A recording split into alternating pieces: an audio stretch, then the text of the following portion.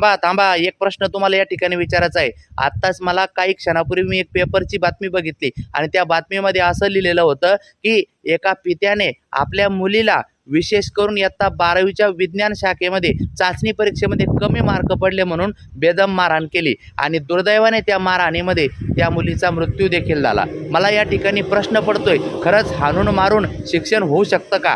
नाही मित्रांनो, हाणून मारून शिक्षण होऊ शकत नाही. मुलामुलींना तुम्ही बळजबरी करू नका. विशेषतः त्यांच्या आवडीचं शिक्षण त्यांना द्या. त्यांची आवड कशात आहे ते बघा आणि त्यांचा कल कुणीकडे आहे त्यानुसार त्यांचं करिअर निवडा. तुम्हाला जे वाटतंय तर त्या पद्धतीने ते करिअर निवडून त्यांना बेदम मारहाण करून काहीच होणार नाही. बळजबरीने कुठलंही शिक्षण होऊच शकत नाही. म्हणून मित्रांनो, मला असं वाटतं की मुलांमध्ये काय दडलंय ते शोधा आणि त्यांना त्यांच्या पद्धतीने करू द्या. कदाचित ते करिअरमध्ये सक्सेस होतील. तुम्हाला या सगळ्या गोष्टीवर काय वाटतंय 100% कमेंट करून सांगा. भेटूया पुढच्या वेळेत. धन्यवाद.